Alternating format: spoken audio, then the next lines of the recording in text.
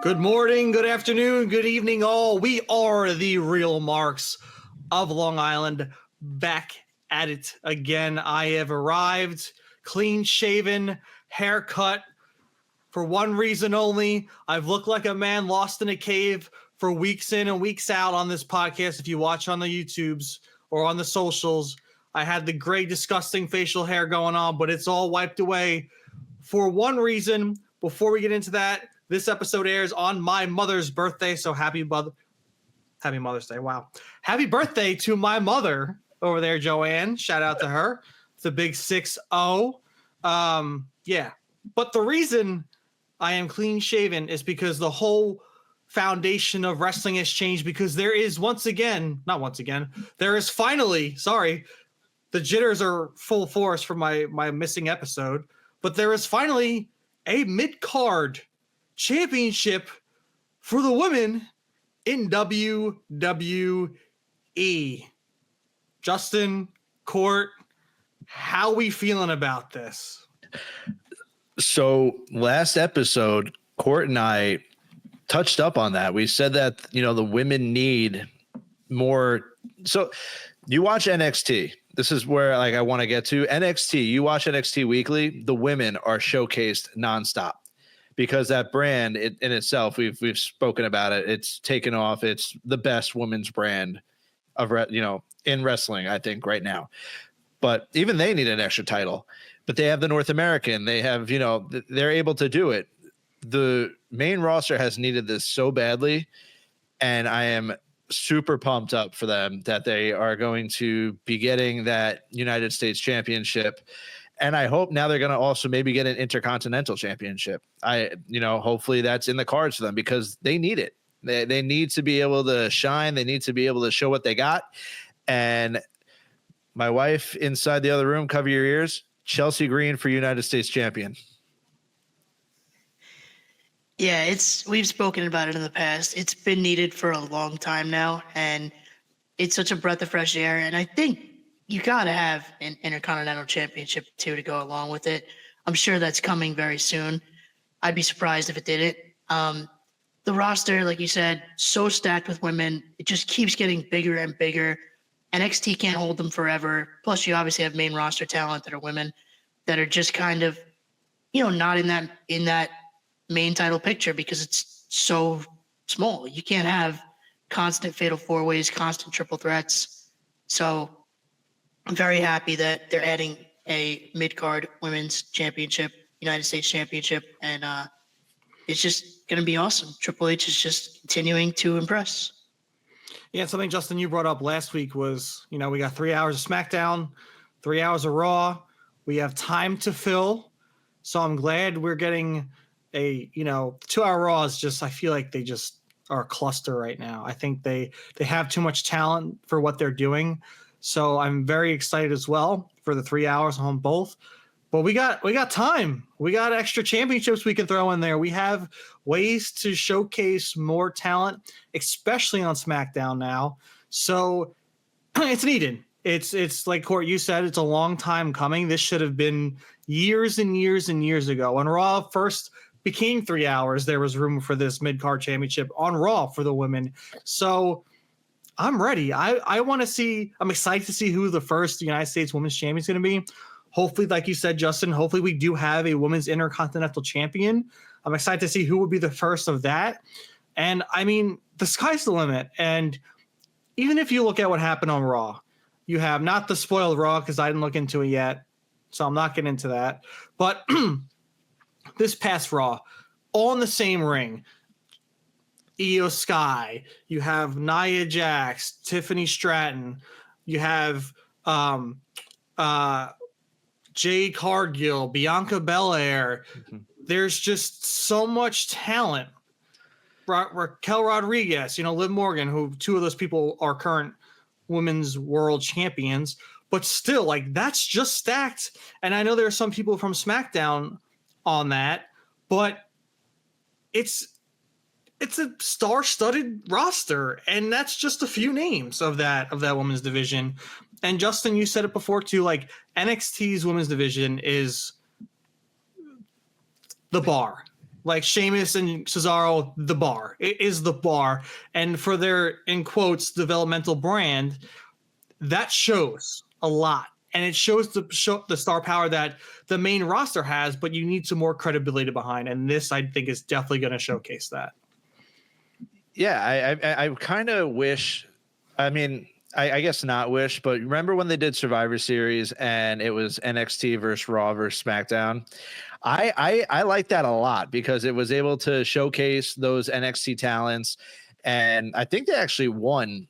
I believe, I don't know if it was the men or the women's, but I believe they actually won the match for NXT. But that's like the one thing that I miss. So those matches, like I enjoyed those a lot, but now it's clearly like Survivor Series, it's War Games. Like that's what we're getting. That's what we've been getting. And yeah, sure, War Games is fun and all, but why not? Like, why can't we have that, that regular traditional Survivor Series match? Like I would love to see Julia and Stephanie Vakir and her name's not Delta right now. It's I can't think of her name right now, but Delta from Australia. Like why I want to be able to see all those wrestlers against the Baileys of the world and whoever else. So like, I kind of wish we got that at one point. I don't know why they just took away the traditional, like you can still have a War Games match with a traditional Survivor Series match as well. It's funny. I think we had this conversation last year too, around this time. I think we all miss the traditional Survivor Series matches. I mean, I'm a huge fan of those. War Games is fun. It's interesting. It's definitely different. But as a classic WWE guy, the stories you can tell in those traditional Survivor Series matches with the eliminations, especially like, when someone's down 1-4 and like they're fighting back and then it's 1-1, but then they ultimately lose or they win. Like there's a lot of enjoyment you can get. And sometimes you can showcase one of the mid-card guys as the standout and then really, he's in there with 4 or 5 super main eventers that they can showcase the talent and then really start pushing the propeller behind that guy. So it's, I definitely would love to see it. I don't think we will, unfortunately. I think this is full force War Games PLE now. So Triple H, if you ever listen to this, especially this episode specifically, whenever we're around Survivor Series, yeah, but your boys from the Real Marks of Long Island, we want the traditional Survivor Series tag team matches back, please. Yeah, I'm on board with you guys on that same front because I remember. Here we go. I mentioned Cody. I think it was Cody's first Survivor Series like elimination match. Punk was on the other side of it, and Punk was still like young guy. He had just finished tagging with Kofi, and he was like up there with DX, and that's huge. Like that's obviously we see what Punk is now, and like remember it was in Philly or something, and DX was going with the CM Punk chants, and that really, like, I don't know if that really did anything because Punk is obviously a major star before WWE, but it kind of puts you in front of WWE audience where, in a spotlight where you wouldn't normally be. So I'm definitely on board with putting those elimination style matches back. I love War Games too. And I think you're right, Justin. I think it was NXT women that won because it was like Becky and Sasha and Charlotte and like superstar, like Bailey maybe. Like crazy, like stacked team, and that would be so cool. So let me throw out a question to you guys. So we discussed War Games, correct? War Games has recently been. I mean, it started back with NXT because that was Triple H's baby with NXT Black and Gold, and then obviously once Triple H came up to the main roster, he brought it to Survivor Series. I feel like I don't know if it's just me. I could be in the minority here. But with War Games, I feel like War Games is supposed to be like not even like Hell in a Cell, but it's supposed to be one of those matches that were like, all right, this rivalry has to come to an end. It's gang on gang warfare here. We're gonna go to War Games. Like I don't like seeing it every year. I want it to feel like a special attraction. And sure, I guess it does in a little bit. Survivor Series, we're gonna get War Games, but now it's kind of just like, all right, who are we gonna force feed to the War Games cage? Like Now they have to find a fifth member. We don't know who that is yet. But out of this story, like, how do they kind of fit? Like, we don't know who it is, but you get the bloodline. I understand that. But like this women's match, why is that in War Games? That could easily be just a regular traditional Survivor Series elimination match. Like, there's no need for that women's match to be in War Games. Yeah, because there's no stakes on it. It's just like a bunch of women that are in the title hunt that want to beat the hell out of each other. And I agree with you. I think that War Games should be that like end all be all for like a faction, right? So you have Hell in a Cell or like a last man standing match is usually like the singles like end all be all of a feud. I feel like for faction based feuds, the War Games is perfect. And I don't think it necessarily needs to just all land on November, like you said. So I agree. I think it's more fun when you have the traditional Survivor Series matches because it's usually like, okay, the best of Raw versus the best of SmackDown, you know, who's going to win. And I guess Crown Jewel now takes away from that a little bit because now you're doing champion versus champion. So like it kind of takes that like Raw versus SmackDown feel away. But as you posed it, why not do main roster versus NXT? You know, let the young guns and the upcoming talent show what they have against the main roster. Have them pull out the win here and there. I think to me that's more impressive and more telling for story than, like you said, just random War Games matches. And it's, to me, it does give it a little bit of a pointless vibe because why would you just throw 10 random women in the War Games when there's no give and take in there? Maybe there is a little bit of give and take if Tiffany Stratton cashes in because it's going to be hell. It's going to be everyone beating each other up. So maybe there's an opportunity after the match where someone cashes in and becomes champion.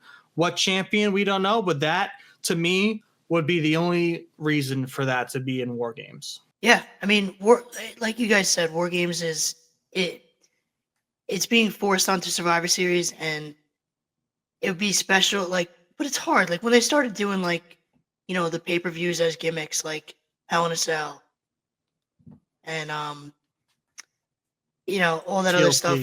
Yeah, like TLC, and you're kind of like Money in the Bank. Even you're like waiting for that. You know, you're like, you know that you're waiting for that moment. So it's like, I don't know. I don't know my point. My dog is screwing me up. No, it's okay. It's just like, why stick a specialty match on a pay-per-view that's named after it? Just have, you know, like Bad Blood. Like, you don't have First Blood matches in Bad Blood, right? Or like, there's not Last Man Standing because that would just make no sense for a pay-per-view. I just think bring back the days of like cool pay-per-view names or PLE names, and then also let a Hell in a Cell happen whenever. Money in the Bank, I think you keep on Money in the Bank, but it was great on WrestleMania. So I would love to see that return on WrestleMania, except now there's two of them, so you kind of have to have a pay-per-view for that. But there's a reason behind Money in the Bank. There's a reason for that to be a pay-per-view centric match because two people are walking away with the most coveted prize in their career, because it could be someone who's never been champion that can cash in at any moment. So it just, I wish they would go back to not having specialty match pay-per-views and just have the matches happen organically when they happen. Speaking of Money in the Bank, Tiffany Stratton is going to be inside War Games. Do we think she might somehow cash in during War? That's what I said. I said that's the only like, reason why it makes sense to do War Games, because both champions could be decimated in that match, and why not? But it also, like, it could just be like war. I get it, decimation, but also in the normal traditional Survivor Series match, there's no DQ, is there?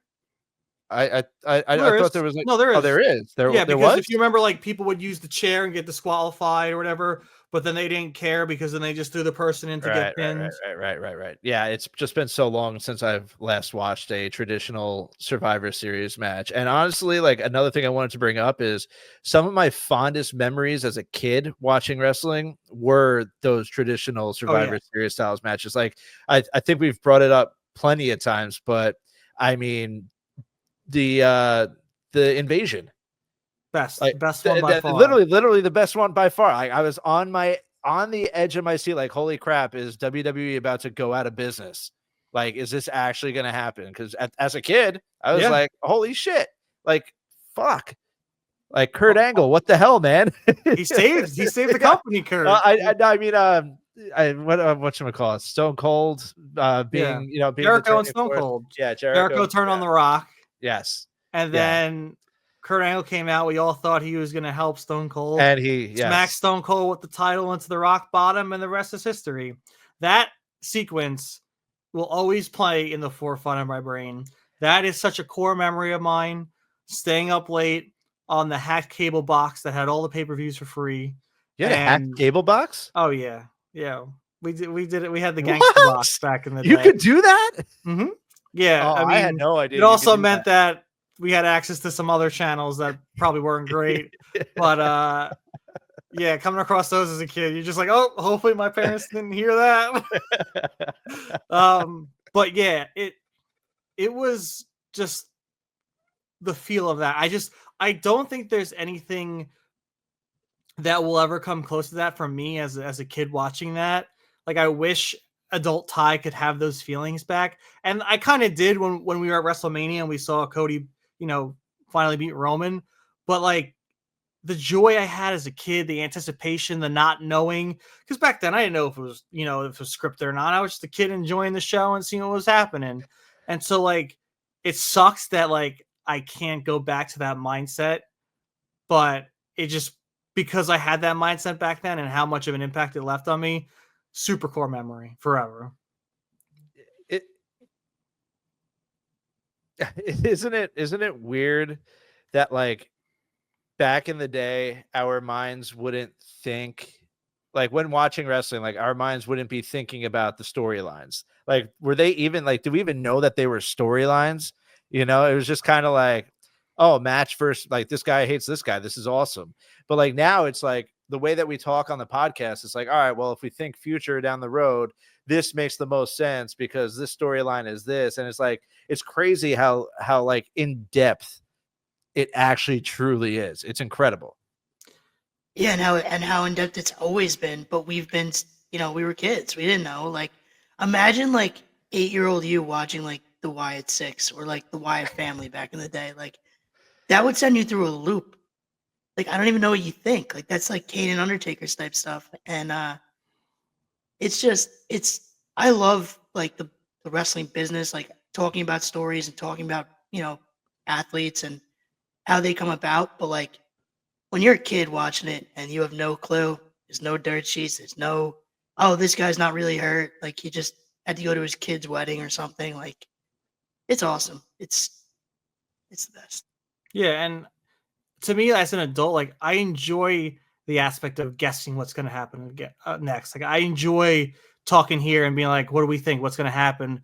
At the end of the day, we don't know what's going to happen. Triple H has a vision and the company has a vision, and they usually swerve. When I think they're going left, they go right. And there's times where I nail it, not to toot my own horn, but calling the entire opening match of the WrestleMania court I went to with, Drew McIntyre versus Seth Rollins. I call that word for word somehow. But, most of the time, most of those matches, I had no clue what was going on. I didn't know The Undertaker was going to show up and chokeslam The Rock in the main event of that pay-per-view. Like, there's so much. I give Triple H so much credit. I feel like they know what people think, and they just try and tease the hell out of you and just go in opposite direction. One that's like usually way better. If this was Vince still leading, I'd be like, he's going to pull some shit that's going to look like shit, and I'm going to hate the shit, and I'm not going to watch. Luckily, we don't have that. Luckily, we have the cerebral assassin at the helm. I'll be honest. Like, I actually, like, when we make these predictions and we try to like speak it out, I actually enjoy when we're fucking completely wrong, because that means like, oh, all right, we're not, like the brilliant mind of Triple H has already, like, he's months down the road. They are months planned into this, and here we are, saying like, oh, this guy, this is going to be this, but little do we know, like, we're just wrong. And I actually enjoy that. I own up to being wrong, and I love it. I embrace it, because then it's like I'm now in store for something that I didn't even expect. And that's more exciting than seeing something that I did expect. Yeah, I feel like that's the change with the Triple H era. Like we've been watching Vince for our whole lives. We kind of know what he likes to go with, how he likes to draw things out, what his endpoint usually is. And with Triple H, we think we know, and we have absolutely no clue. And he's like, "Pfft, that was, you guys are 10 steps ahead of me," like as me and Ty's favorite villain Prometheus likes to say. I'm 10 steps ahead of you and you don't even know what game we're playing yet. Like that's literally how Triple H works. Like, oh, you think I got you? Like, "Pfft, you think you got me? No way." But And it's that's it's like, awesome. yeah, and that's like what you said with Vince to even back that up.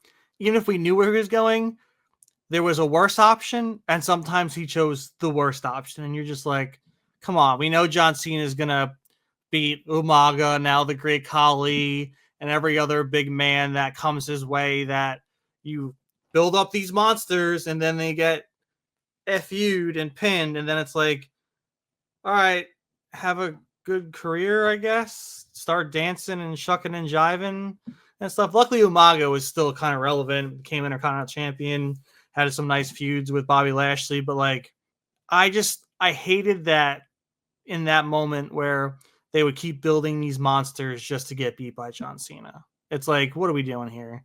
How many monsters can we build up just to knock them right back down?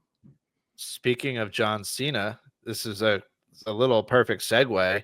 WWE has announced that John Cena will be in the 2025 Royal Rumble. So it's probably kicking off John Cena's retirement tour. I know Joe Hendry tweeted out, "I can see you." So will we see Joe Hendry also in the Rumble? I don't know. What are you guys' thoughts? John Cena doesn't win the Rumble, right? No. I mean, I hope not. If I hope not. But if Vince was still there, absolutely he would have. But no, he can't. I mean, he'll find his way into whatever WrestleMania match he wants to. I can't really see it being for a title being. I can see it being like a bigger feud, something with Randy, like we talked about, or like a feud, not a title match. But again, could be totally wrong. Triple H is laughing at us right now. This would be my moment for Cena Randy Orton. And Court, I apologize in advance because you're gonna hate this. Oh God. Turn Randy heel. Program with Cody Rhodes. First match, Orton wins by cheating, wins the title, 15-time world champion. Cody Rhodes, Randy Orton 2. Cody gets the victory, gets the title back. You need the rubber match. Randy wins match 3, 16-time world champion. What better way to set up world title match? Randy Orton, John Cena. Can Randy Orton stop Cena from now breaking the record, or does John Cena break the record? That's Cody Rhodes is the number one wrestler in the world. Cody Rhodes is the that would be perfection. And maybe not the WWE Championship, maybe it could be the world title, but to me, that would be epic. Like, does WWE pull the trigger and let John Cena win his 17th World Championship? Would you give it to Randy down the line? He's been the workhorse. He hasn't left. He hasn't gone to Hollywood. He's been there in and out through injuries and whatnot since day one for him. He has not left that company. He's been loyal. He's took his licks, and he's done everything he can. So to me, in my eyes, like John Cena has revolutionized wrestling today, but Randy Orton is more deserving to me for that 17th championship to beat the record. He was one of Rick's mentees, so like it would just make perfect sense in my eyes. no. No, listen. I am all for. I even nodded. I said Randy can beat Cody for the title. Cody gets it back. Then you said something else where Randy beats him again and gets it again. That's where we're going to disagree. No, I actually don't even want to disagree with that. Randy and Cody can have their program, and you can have Cody. And you can have Cody win it back. Cody's champ. Cody goes off to do what Cody's going to do with The Rock or Roman or both or whatever. Then you have Cena go after Gunther or something, whoever champ is, Damian, whoever. Then you have Randy come in, the two of them triple threat with the champ, one of them has a chance to be a 17-time world champion. Well, he wouldn't be at that time.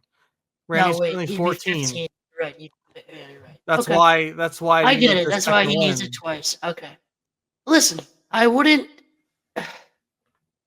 be too mad, because Cody has had a good reign, but I just don't want him to play the role of CM Punk when The Rock came in and took Yeah. his spotlight. And even if it's Randy, who obviously I would much rather be Randy than Cena, it would still push to Cena taking Cody's spot, which I don't think Cena would want that either. Like, I think that Cena actually realizes now, I'm going to have this run. I could do what I want, but I'm going to let, the young guys have their. I think he'd rather. I mean, he's definitely going to work with Randy, but I think he'd rather work with like a Gunther, a Braun, a Joe Hendry, a Cody, even Cody Cena, Ultimate Babyface. The kids would be so confused; they wouldn't know what to do. The kids would be confused.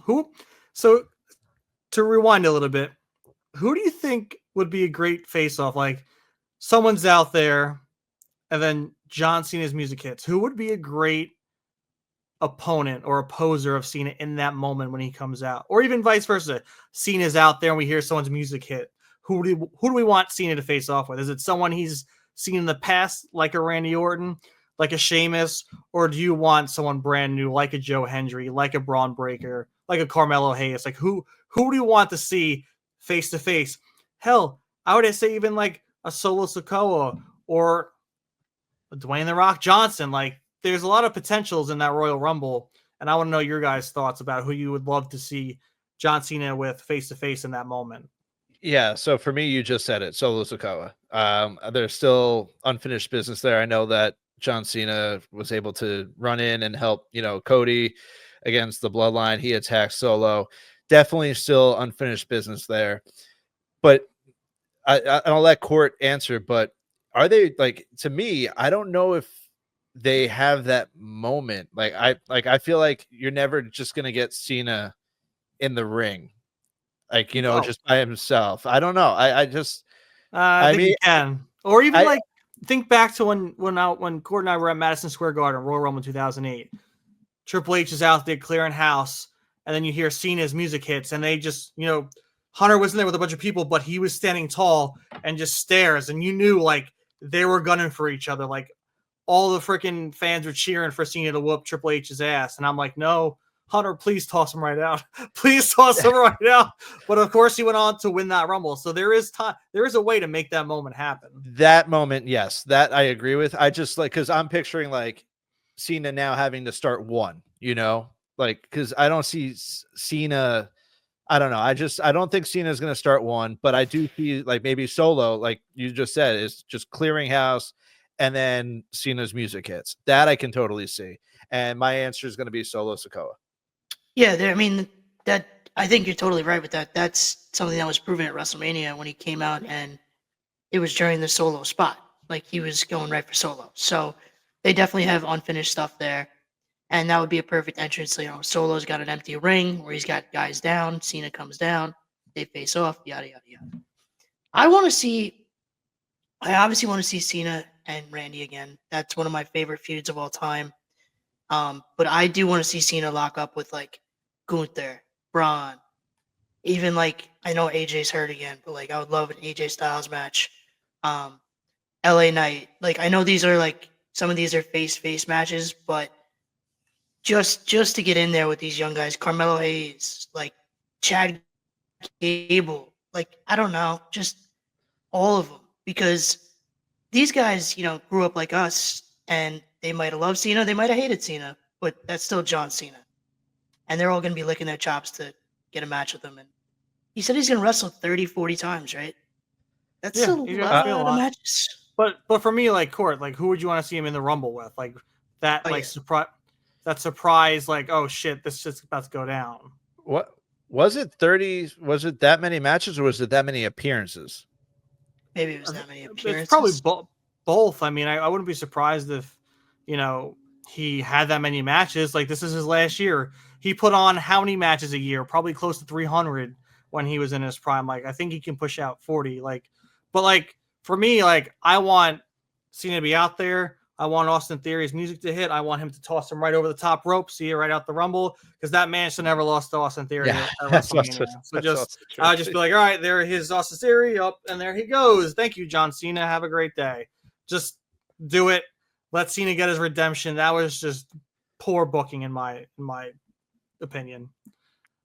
No, All right, so if it has to be Cena at the Rumble, then I'm gonna piggyback on Justin and stay solo because that's just. I like the Austin Theory answer though too.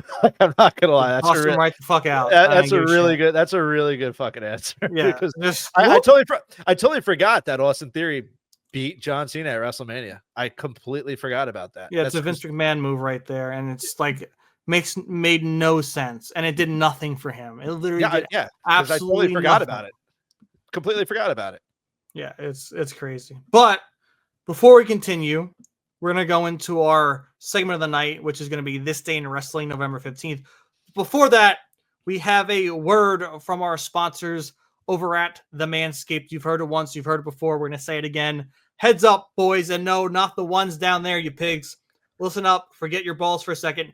They're great, don't worry. And meet the new MVP of your shower routine, the scalp buffer. I don't have it in my hand because it's in my shower, hanging up, because I use it daily. It is fantastic. My head feels amazing afterwards. But no, it's not just another razor or deodorant for the Southern Hemisphere.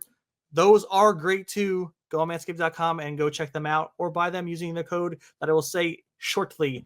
It's all about giving your scalp a little TLC. And like I said, not tables, ladders, and chairs, people. That will not feel good on your head. But this kind of TLC is what you want.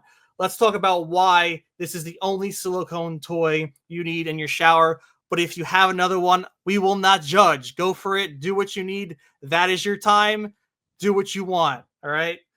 Manscaped Scalp Buffer is a silicone grooming tool designed to exfoliate the scalp, stimulate blood flow, and enhance shampoo performance for a cleaner, healthier head of hair. My head feels great. I don't know about you guys, but the shampoo conditioner combo with the Scalp Buffer has made my mornings pretty damn amazing. I feel fresh. I feel great. My scalp feels rejuvenated, and I don't think I can go back. So I'm going to use this thing until all the silicone bristles fall the fuck off, which hopefully is not anytime soon. I mean, I'm giving myself a massage every single morning. It's beautiful.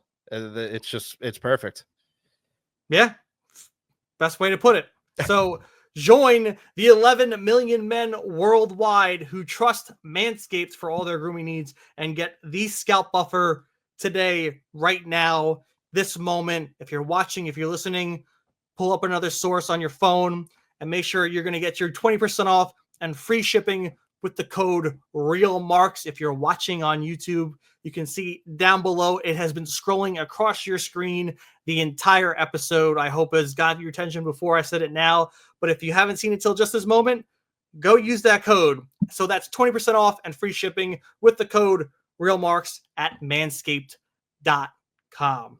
Thank you guys, and thank you, Manscaped. So now we're going to go into our segment of the day, which is, as I mentioned before, This Day in Wrestling, November 15th.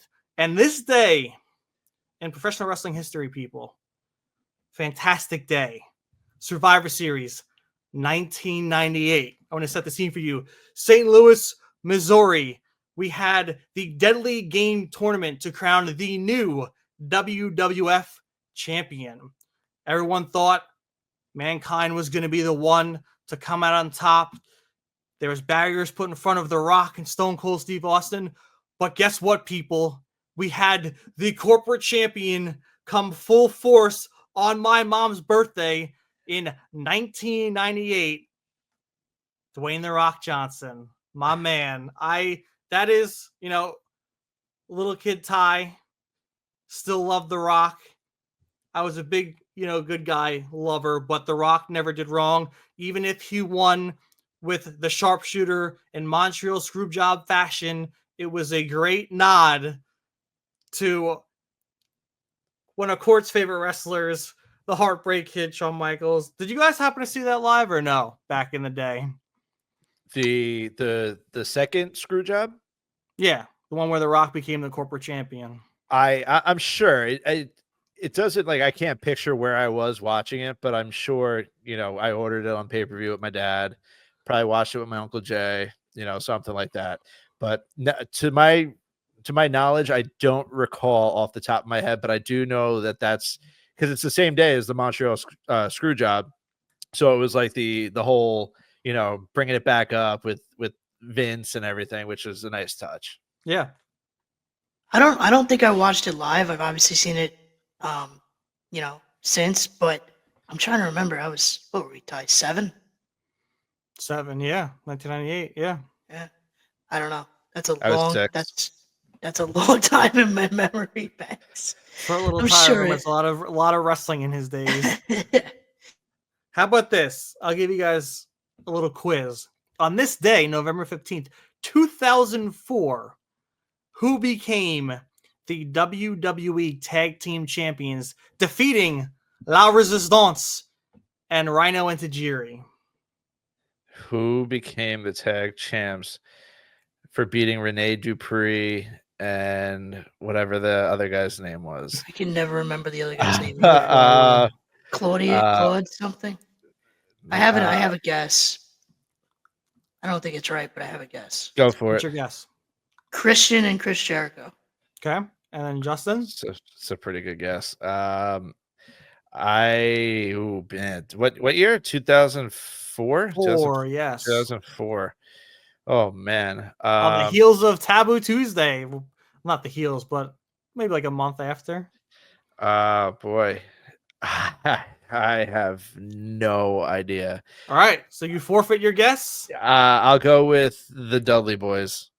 Incorrect and incorrect. It was William Regal and Eugene became the WWE Tag Team Champions this day in 2004. And if you want to know our thoughts of today's day and age with Eugene, go check out our Taboo Tuesday 2004 episode of Into the Vault. It is a great one. Wow, I never would have got that. Never Ever? in a How million about years. this one? Ever. How about this one? This should be maybe obvious, maybe not. In this day, November 15th, I've said that horribly. On this day, November 15th, 2005, in Rome, the Cruiserweight title changed hands for the first time in Italy. Who beat Juventud Guerrero for the Cruiserweight Championship? Santino Marella? Sure. 2005? Oh, I don't know, man. Court? In Rome, I just thought Italy. It's not Santino. Santino beat Umaga, right? Yeah, like 2008. Yeah. Cruiserweight, Rome, Italy. Cruiserweight. I have someone in my head and I can't. All right, I'll give you guys a hint, and whoever guesses it first wins. You saw this person recently on NXT. Oh, Nunzio. Yes. Ding, ding. Okay. All right. I have 2 more. Okay. These But make me maybe and Court look really dumb, by the way. But maybe another one. That's all right. It's weird trivia that I'm giving you, so it's not a big deal. So in 2006, November 15th, TNA Impact moved to primetime on Spike TV for the first time with a 2-hour special main event by Kurt Angle defeating Abyss. And then also that night, you had Christopher Daniels beat AJ Styles and Chris Sabin to win the X Division Championship. And then this is kind of wrestling related because it marked the first person to ever win the NCAA, WWE, New Japan, and UFC heavyweight championships. Who did Brock Lesnar beat on this day, November 15th, in 2008, to win the UFC heavyweight championship? Oh, wasn't it? Core looks shook. I know it. I can see his face. Oh my God. Yeah, I'm with you. There's a brand of shirts that are named after him, kind of. Oh my God. Oh my goodness. Why do I want to say Chuck Liddell? It's No, incorrect. No. He's Frank a big. Mir. Frank Mir. Incorrect. He's I a don't big know. boy. He's a big boy. I know. I can't think right now. Oh man. Just say it. Randy Couture. Randy Couture. All right, we're gonna wrap with that. We have two also notable birthdays in the wrestling world for November 15th. We have the Macho Man Randy Savage, born Yeah. 1952, and Tegan Knox, born in 1994. I am 3 years older, and so are you, Court, than Tegan Knox. Justin, you were 1992 or 3? 2. 92. So you were 2 years older than Tegan Knox. He notably just released Tegan Knox. Notably recently released Tegan Yeah. Knox. Yeah. Happy birthday. Happy birthday. And happy birthday again to my mother. All right. Happy birthday, Aunt Joanne. And So- happy due date to my son. Yes. Will he Happy be birthday born? to Mason. Will he be born? I don't know. What's Will he be what's- evicted in the future? I don't know. What's the over under on November 15th? I don't know. We have I mean, November 15th looks like it's almost over at this point. I mean, it's pretty late. I mean, next episode I will definitely be a father. That's crazy. That That's is a fa- 1000%. I will 1000% be a father unless Maria is going to be in like 48 hours of labor, which God, I hope not, because I that hope doesn't not sound either. great. That sounds awful. But Sunday is the eviction notice. So the 17th we'll be checking ourselves into the hospital for the induction, and then we'll see what happens from there. But who knows? Am I a father already? I don't know. Am I already a father? I don't know. The world will know. We'll see in the future. You will see in the future. You will know next episode. Yes. So I kind of want to get into a little bit of Monday Night Raw. I was very intrigued. I'll say intrigued by the way they handled the Wyatt Six and the Final Testament. Justin, what did you think of how they handled that moment? I enjoyed it. Okay. We needed to see them get beat down. We needed to see them on not the losing end, but show that they're vulnerable to attacks. And it kind of makes Karrion Kross look like a genius. He's like this evil genius who's inside everyone's heads. But I enjoyed that they showed Uncle Howdy laughing at the end at the pain, because every time we see him get beat up, he's laughing, he's embracing the pain, just like his brother would. I enjoyed it. Obviously, we know how this is going to end. The Wyatt Six are going to win, or they lose, and then finally we get Alexa Bliss. I don't know. I'm still waiting on her, but I enjoyed actually seeing them get out. They got outsmarted by the Final Testament and the Miz. My one problem is one chair shot's taking out a demonic Eric Rowan. Like, to me, like, we've seen people take more chair shots than that. So, like, that was my only gripe. Like, do I think they should get knocked down and peg? 100%. I don't think they should be this unstoppable force that just lurks around and is unbeatable, because look what happened with The Fiend. Granted, Vince did terrible with that booking with Seth Rollins in that Hell in a Cell. But it's just like, come on. These guys are supposed to be these monsters that came from the depths of hell, or wherever the frick they came from. And you tell me a chair shot's going to take down the biggest guy of the group? Like, at least like pull a Triple H and use a sledgehammer or something, a barbed wire bat. A chair shot, we've seen chair shots hit everyone. We've seen Brock Lesnar just shed 3 of them off and and then wreaked havoc. To be fair, though, he took a few. Like, I know the one knocked him down. That's what I'm talking about. Yeah, the original one. The original. Yeah, because I was gonna say, like, after that, he took like 3 or 4, I believe, to make him stay down. Yeah. But yeah, the first one, like, yeah, you definitely would expect him to like walk it off and not just go straight down. But hey, when you get hit blindsided by a chair, sometimes you go down. I don't know. Yeah, it's interesting, like you said, Justin. Like, like both of you guys said, to bring them down a peg, because, well, I think we talked about it a few weeks ago. Like, they're gonna be feuding with the Final Testament and the Miz. Like, really, like, we wanted like the Judgment Day, or like we were kind of crapping on them, and they kind of took that and threw it in our faces. Like, hey, you underestimated them just like the Wyatt Six did, and here's the beatdown to show for it. So I think it was, I think at the end, like you said, Wyatt Six are going to come out on top. There's really no way around that. But it was fine. I didn't have a problem with it. I mean, I can see what you're saying about the chair shot. Like, kind of want to do a little more to them, but it was fine with me. I think it'll be worth it in the end. Do you think that the White Six currently are kind of booked to like always win? Because like how do you justify them actually like losing a program or a match? Because I feel like when you have it as a honor of Bray Wyatt, how do you make them lose in a way where it's like, okay, this really does make sense? So obviously we haven't seen it yet, but it seems to me like I truly think that they're gonna come out on top over the Final Testament throughout this feud.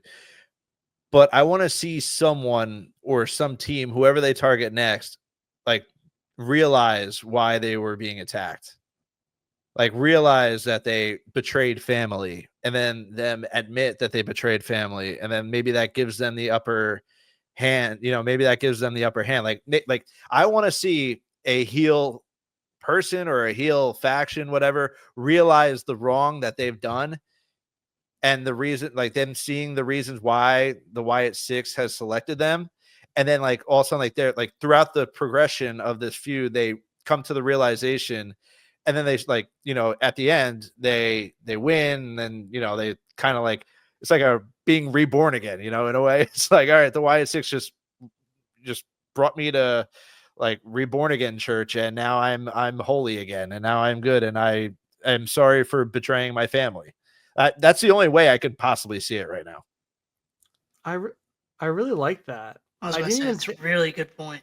Yeah, I didn't really think of it like that. I think that would be beautiful storytelling. Did you just get hired recently? Are you doing? I are you did. doing Me, like let's go. Like I'm ready to get hired. Like it just makes the most sense. Like with American Made or whatever their name is, they never admitted to doing any wrong. The Miz ain't. The Miz ain't the Miz. Well, the Miz is just running. The Miz like I'm out of here. Like fuck this. But Karrion Kross has like, you know what? I forgot to tweet it out. But you ever see Prison Break? Did you guys ever watch Prison Break? Mm-hmm. When Teabag holds out his pocket, I feel like Teabag's Karrion Kross, and the Miz is the one holding his pocket right now. Like he's like because Karrion Kross helped the Miz. Like the Miz is now Karrion Kross's bitch, and he just has to do whatever Karrion Kross says, or the Final Testament will beat his ass. But they haven't owned up to it, so they're gonna lose. So maybe the Judgment Day, maybe Dom's gonna become a face, and he's gonna be like, holy shit. I can't believe I've hurt this many women and called my dad a deadbeat. I am Rey Mysterio's son. Like, oh my God. And then boom, he beats Uncle Howdy. You have a Cody button. Can I have a Skip Bayless button? I'm flowing here. I'm just flowing.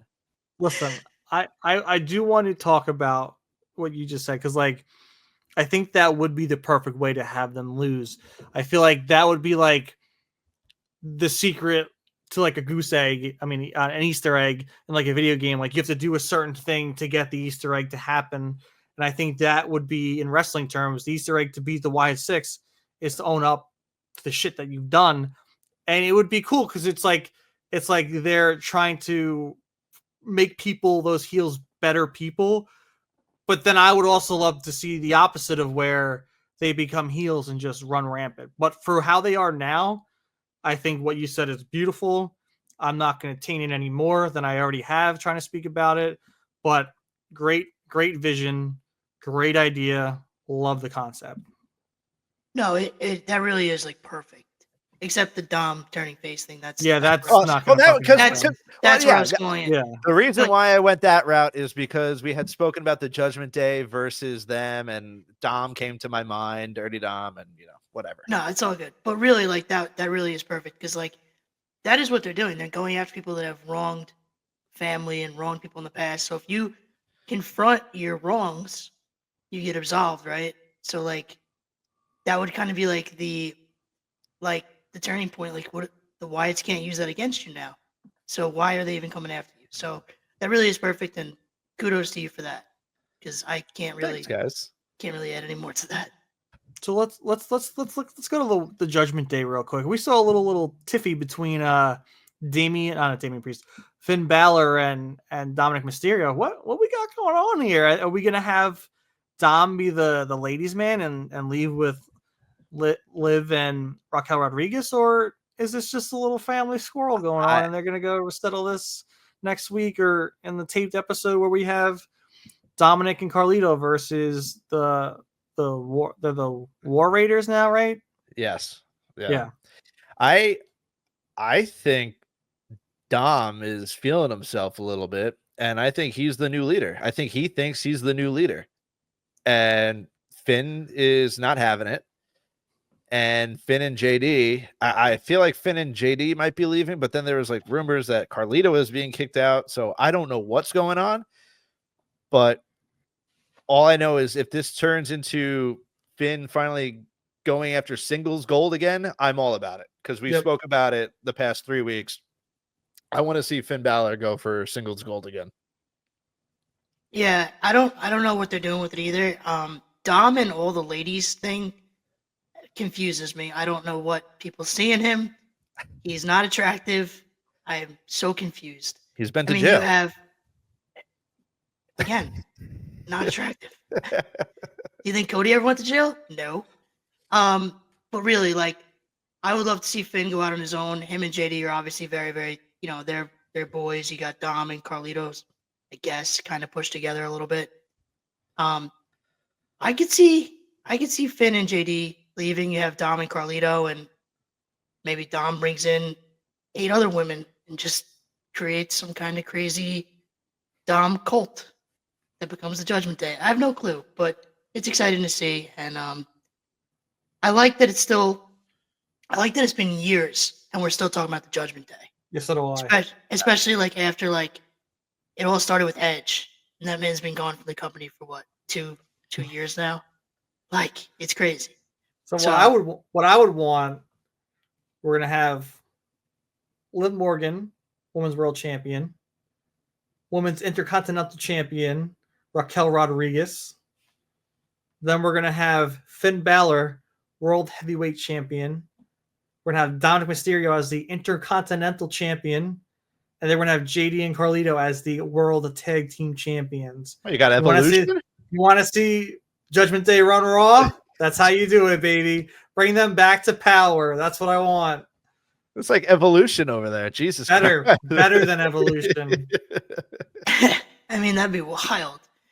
Speaking of Raw, real quick, did you guys see that? This is a rumor, and I don't want to get off Raw totally, but that like there's rumors of Roman going to Raw for Netflix. Yes. Yeah, they removed him from like the SmackDown poster or whatever. Well, he's not technically a brand. Yeah, he's just Roman. True. He's still like a free agent. And I think that was part of the deal. I think they wanted a high profile, either Roman or Cody, to be on Raw. And you can't really take Cody off SmackDown when he's the WWE champion. So that's why I think they're bringing Roman on for Raw. But at that point, like, can you then have Roman Cody for the WWE championship? You can't. Because what are you going to go again? You're going to bring 2 titles on Raw? Because if they're bringing Roman to be on Raw for Netflix, he can't win the WWE championship and then go to SmackDown. That makes zero freaking sense. So, like, does that mean you're done with that and you go Cody Rock WrestleMania? Like, where does that leave us?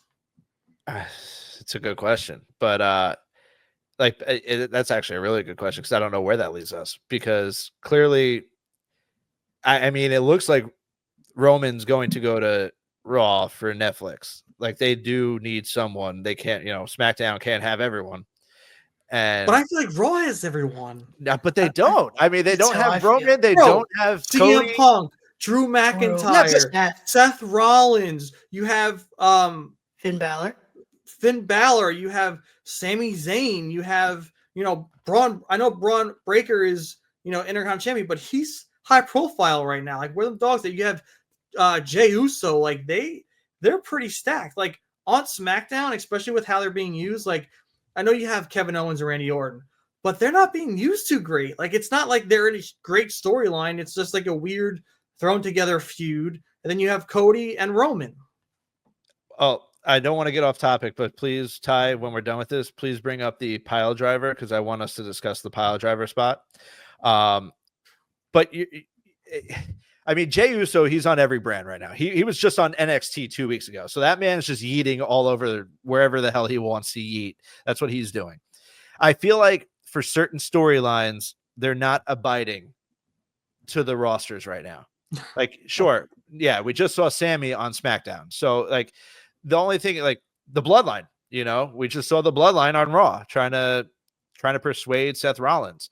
And that's another thing I wanted to bring up, but if we don't get to it, we don't get to it. We're already almost at time right here. I know.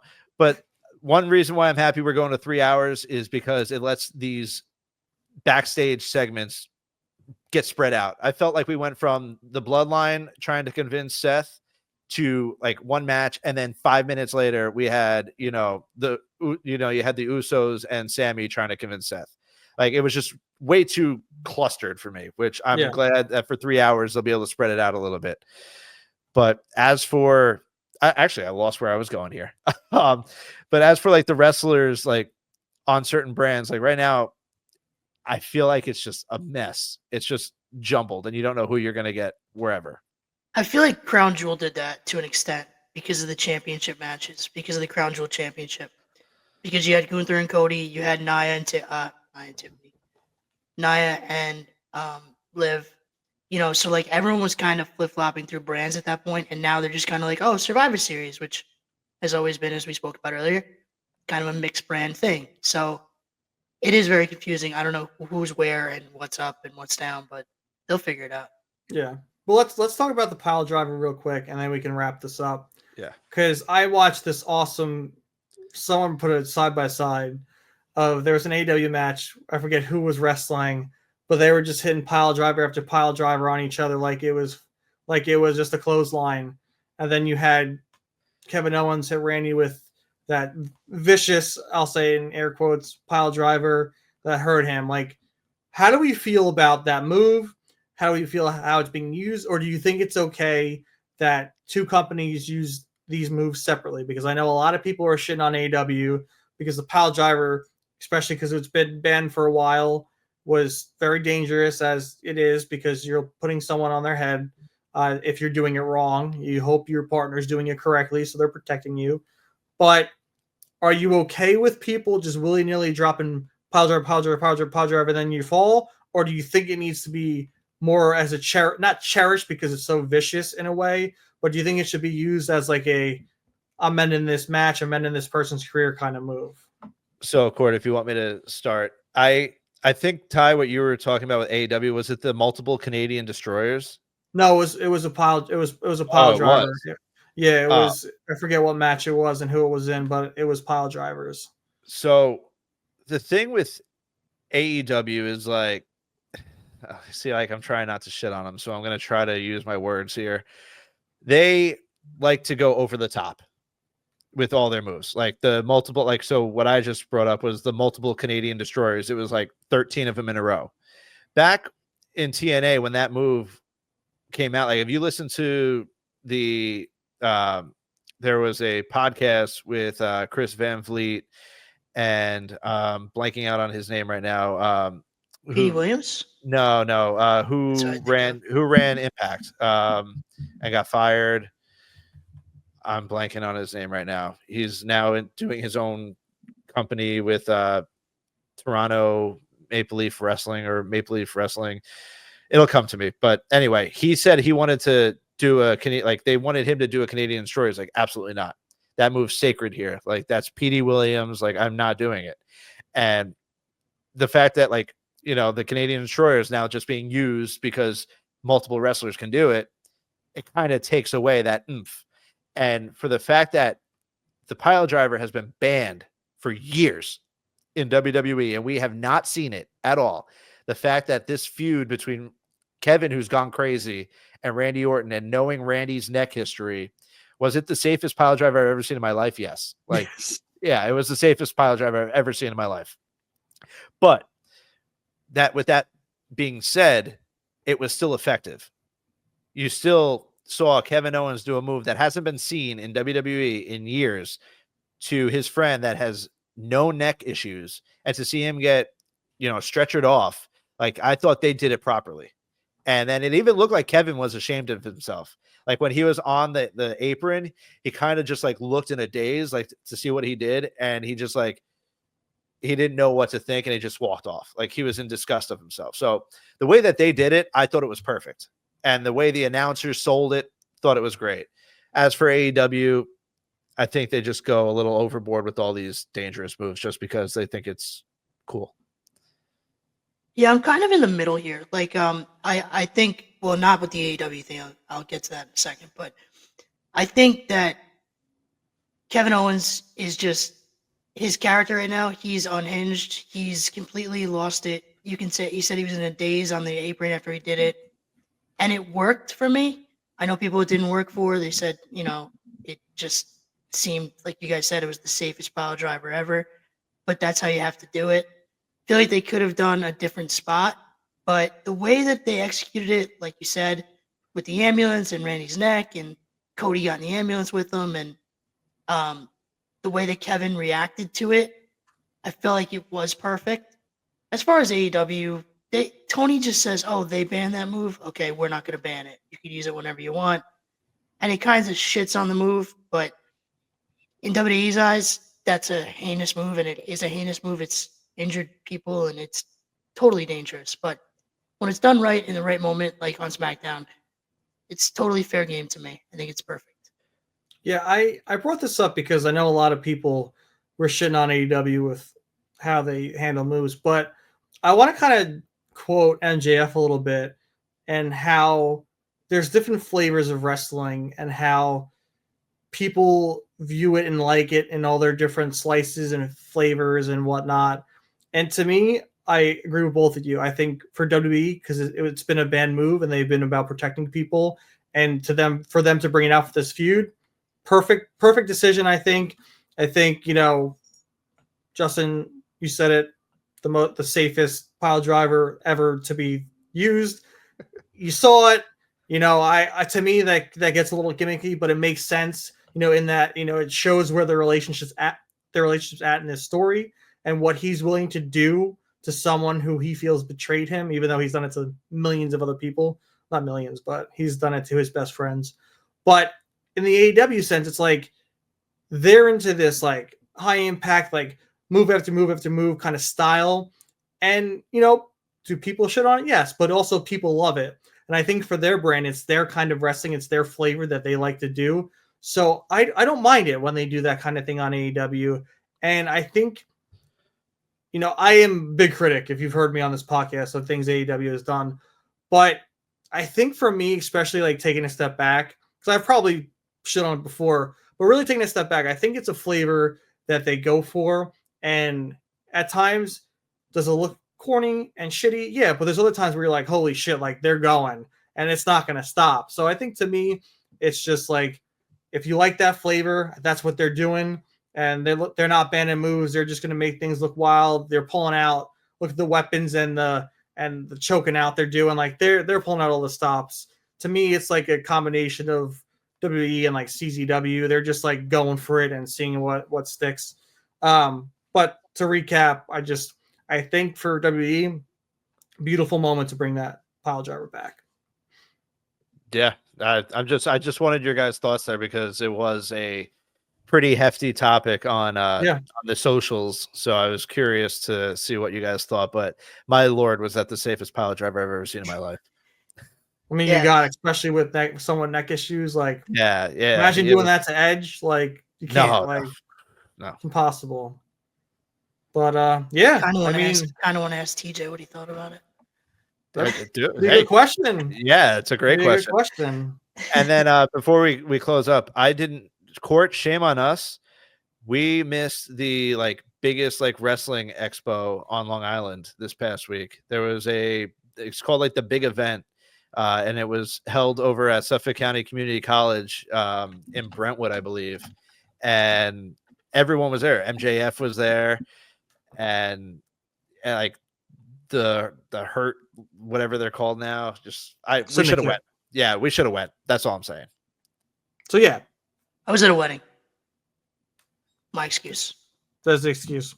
Well, thank you all for tuning in. We are the Real Marks of Long Island. Make sure to tune in to all our socials to chat with us and give us your thoughts on the Women's United States Championship, the Pile Driver, AEW, Raw, Survivor Series, War Games matches, traditional Survivor Series matches, this day in wrestling focus things. We want to hear it all.